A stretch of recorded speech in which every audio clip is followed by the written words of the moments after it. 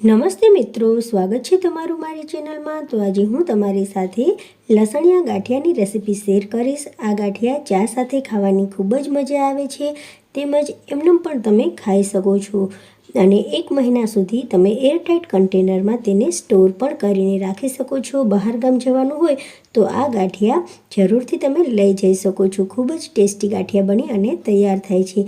તો ચાલો રેસીપી શરૂ કરીએ। તો અહીંયા મેં ચણાનો લોટ લીધો છે, તો જેને આપણે બેસન કહીએ છીએ તે લીધો છે। હવે તેમાં આપણે અડધી ચમચી હળદર નાખીશું કલર માટે, તેમજ 1 ચમચી જેટલો આપણે મરી પાવડર નાખીશું। 1 ચમચી આપણે અહીંયા લસણનો પાવડર નાખીશું।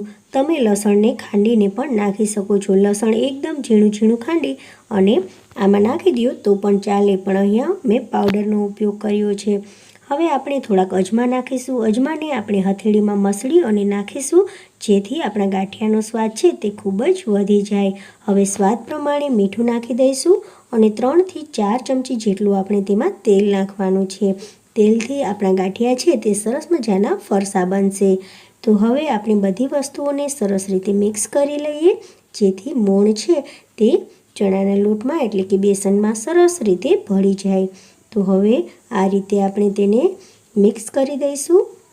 હવે થોડું થોડું પાણી નાખી અને આપણે લોટ બાંધી લઈશું। તો અહીંયા બહુ કઠણ લોટ બાંધવાનો નથી અને બહુ ઢીલો લોટ બાંધવાનો નથી, મધ્યમ લોટ બાંધી અને આપણે તૈયાર કરીશું। તો અહીંયા લોટ બંધાઈ અને તૈયાર થઈ ગયો છે।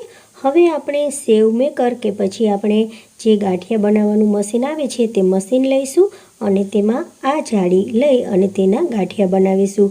હવે આપણે તેને અંદરથી તેલની મદદથી ગ્રીસ કરી લેવાનું છે।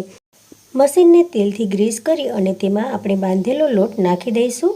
હવે તેલ પણ અહીંયા ગરમ થઈ ગયું છે, મીડિયમ ગરમ તેલ મેં રાખ્યું છે। હવે મશીનની મદદથી આપણે ગાંઠિયા પાડી લઈશું।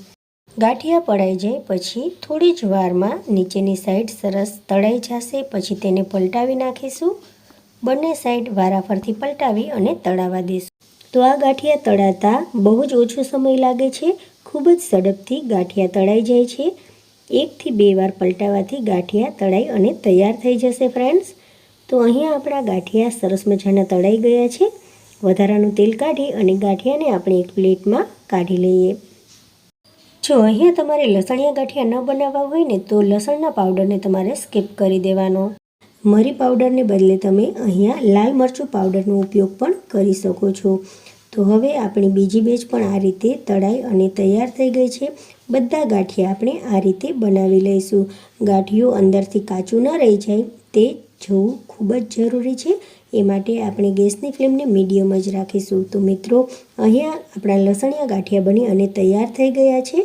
જો તમને મારી આ રેસીપી ગમી હોય તો તમે મારા વિડીયોને લાઇક કરજો, શેર કરજો, મારી ચેનલને સબસ્ક્રાઈબ જરૂરથી કરજો। સાથે સાથે બાજુમાં રહેલી ઘંટડીને દબાવજો, જેથી તમને મારા બધા નોટિફિકેશન સરળતાથી મળતા રહે। Thank you.